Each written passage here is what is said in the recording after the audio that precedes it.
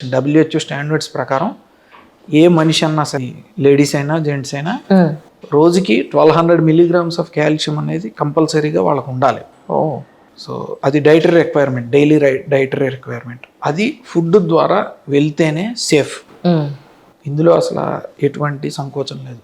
So ఆ foods ఏంటి అని అంటే ఫస్ట్ వచ్చేది పాలు, పెరుగు, తర్వాత రాగి సంకటి, జొన్న, బ్రౌన్ రైస్, తర్వాత ఫ్రూట్స్ లో జాంకాయ.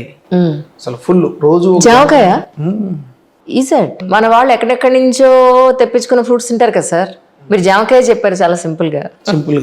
యాక్చువల్లీ అదేనండి. అంటే జామకాయ, గోవా అనేది చాలా అండర్ వాల్యూడ్ ఫ్రూట్. అవును, ఎందుకంటే మీరు ఆ ఎక్స్ప్రెషన్ ఇచ్చారు కదా, జామకాయ చెప్పారంటే అని. అవును, ఎందుకంటే రోజుకొక యాపిల్ తినేయండి అని చాలా ఏళ్ళ నుంచి డాక్టర్ మీరు దూరంగా ఉండొచ్చిన యాపిల్ ని బాగా ప్రమోట్ చేశారు. జామకాయని ఎవరు ప్రమోట్ చేయలే. 100% మనకేమో తెలుగు వాళ్ళకి చాలా చక్కగా ఎవరి దొడ్లో వాళ్ళకి పండుతూ ఉండే అందుబాటులో ఉండేది నేరేడు పండు ఒకటి, జామకాయ ఒకటి. ఇప్పుడు కొత్తగా వచ్చింది ఒకటి, ఒక గ్రీన్ కలర్ది, దాని పేరు, దానికి ఒక టేస్ట్ పాడు ఏమీ ఉండదు, ఇంపోర్ట్ చేసుకుంటారు ఆ ఫ్రూట్ ని, అవకాడో. అది అద్భుతంగా ఉందండి, మీరు తినేసేయాలి అసలు అంటున్నారు, ఇందులో ప్రోటీన్ బాగా ఉంటుందండి అని. అలాగా మనకి దొరికే ఫ్రూట్స్కి ఏదో అంటారు చూడండి, మన దొడ్లో వైద్యం, పెరటి వైద్యం ఇంటికి పనికిరాదని అలా అయిపోయింది మన పరిస్థితి. So please tell us about జామకాయ. జామకాయ అసలుకి అది పవర్ హౌస్ ఆఫ్ విటమిన్స్ అండి చెప్పాలంటే. అండ్ మనం చిన్నప్పుడు కూడా చదువుకుంటూ ఉంటాం కదా madam, king of all fruits అంటే మ్యాంగో అంటాం. కరెక్ట్. బట్ నా ఉద్దేశం ప్రకారం కింగ్ ఆఫ్ ఫ్రూట్స్ అని అంటే హెల్త్ ప్రకారంగా జామకాయనండి. ఎందుకంటే calcium, magnesium, vitamin A, vitamin C అసలు చాలా వృద్ధిగా అందులో ఉంటాయి, అంటే హైయెస్ట్ అందులో ఉంటాయి. సో రోజు ఒక జామకాయ తింటే కనుక నేను చెప్పిన ఈ పోషక తత్వాల లోపాలు అనేవి ఉండవు. అద్భుతం, సంకోచమే లేదు ఇందులో కూడా. మళ్ళీ జనాల్లో ఒకటి ఉంది, పండిన జామకాయ తినాలా, దోరగా ఉన్న తినచ్చా, పండిన తింటే ఏంటి, దోరగా తింటే ఏంటి, దీన్ని ఎలా చెప్తారు? పండింది తింటే కొంచెం షుగర్ లెవెల్స్ పెరుగుతాయండి. ఓకే, అది కొంత స్వీట్ అనేది ఉంటుంది కాబట్టి. సో మరీ గట్టిగా ఉంటే నాలుగు పళ్ళు కూడా ఉండవు కాబట్టి ఊరుకోండి sir. Even I have carries to తమిళే ఉన్నది.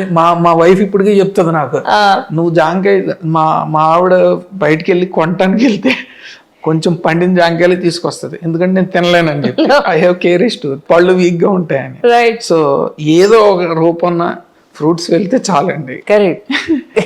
అంటే మరీ మనం కోడిగుడ్డు మీద ఏకలు పెక్కకుండా అవును జాంకాయని తింటే చాలు. That's so nice really.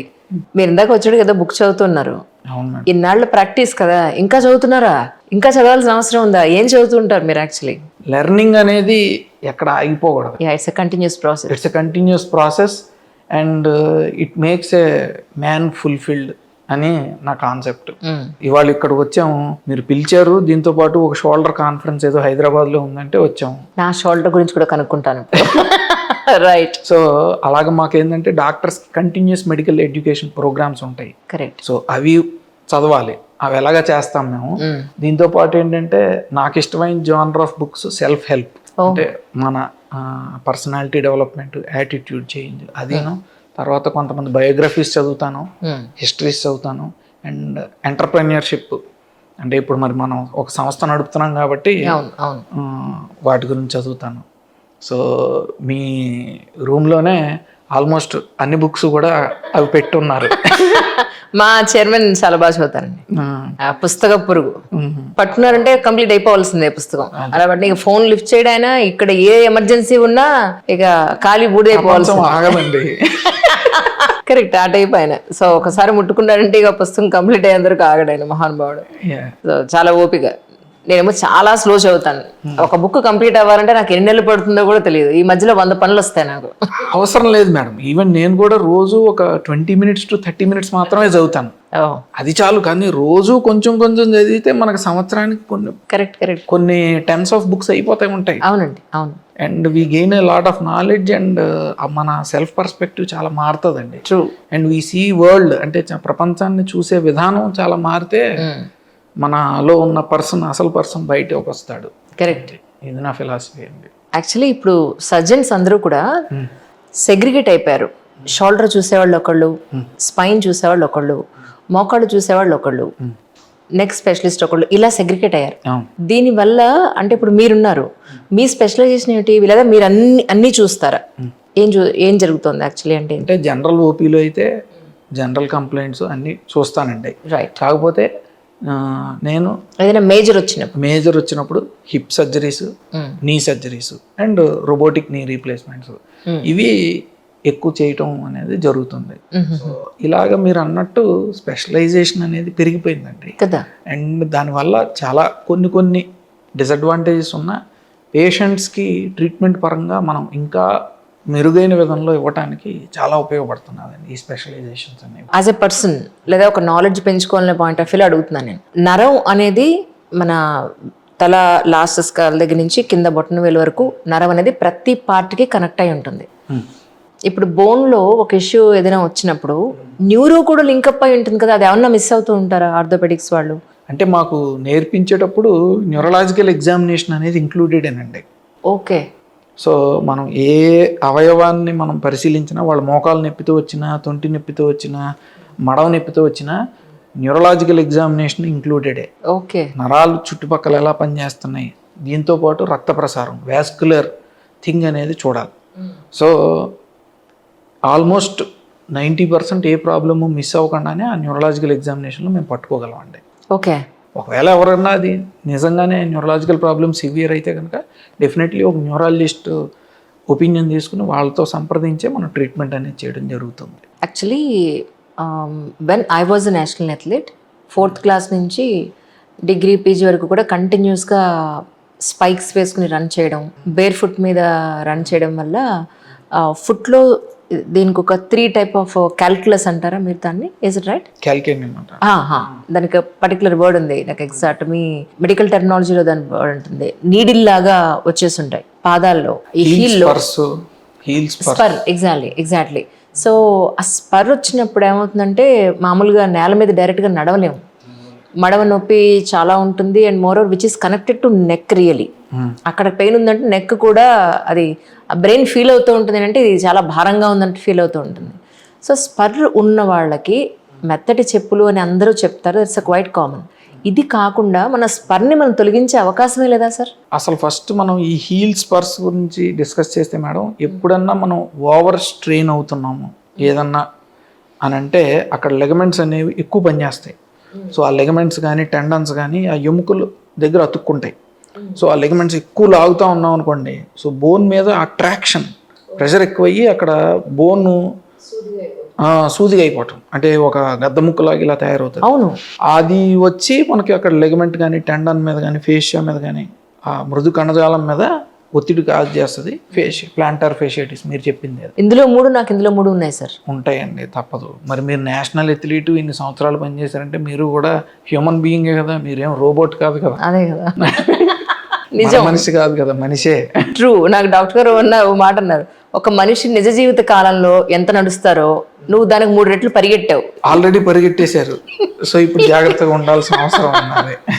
అవును.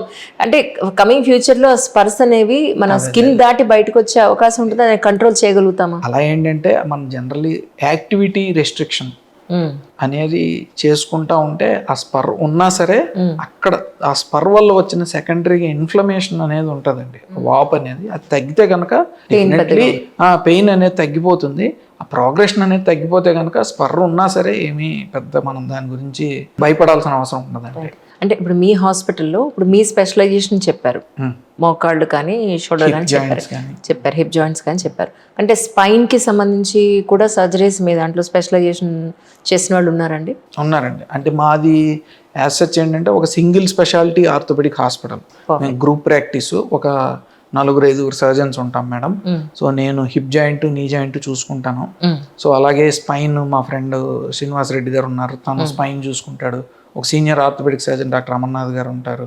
సో ఆయన ఏంటంటే కొంచెం ఈ ట్రామా పేషెంట్స్, దెబ్బలు తగిలిన వాళ్ళు, యాక్సిడెంట్స్ అవి చూస్తారు. తర్వాత ఎమర్జెన్సీస్ చూస్తారు.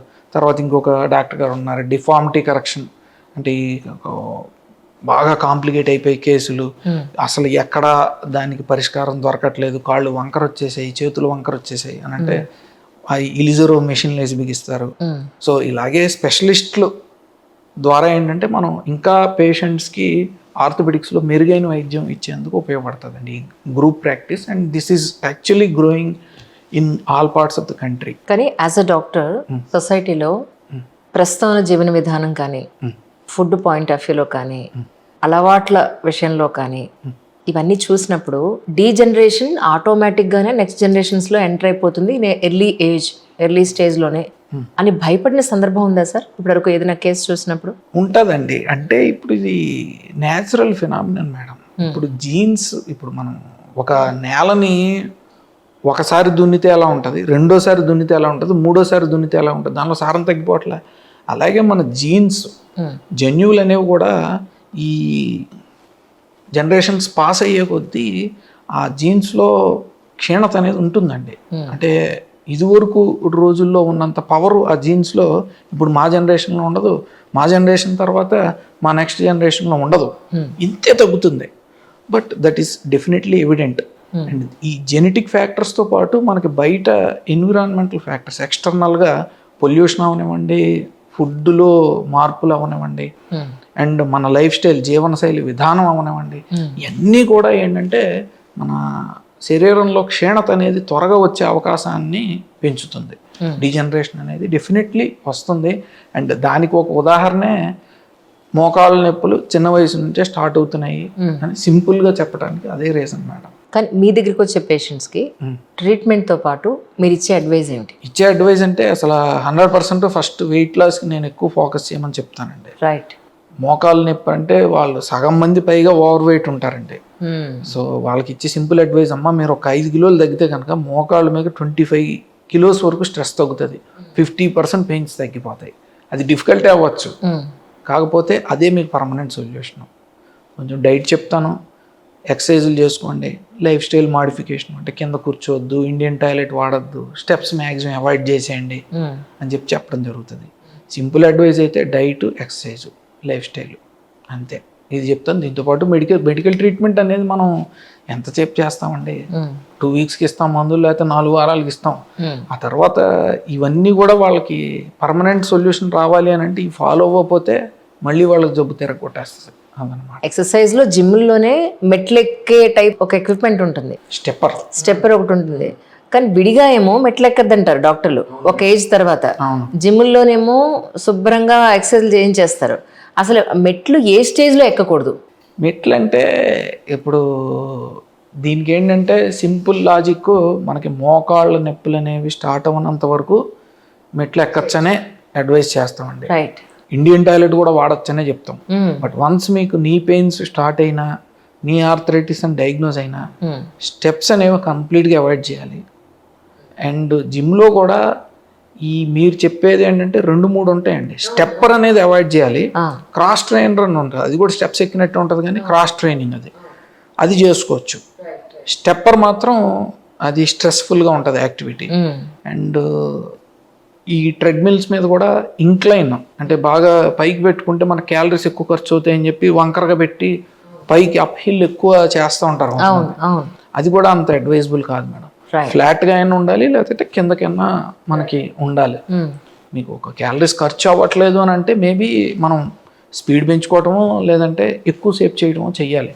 బట్ అప్ హిల్ చేయటం అనేది అసలు అడ్వైజబుల్ కానే కాదు జిమ్లో అడ్వైజ్.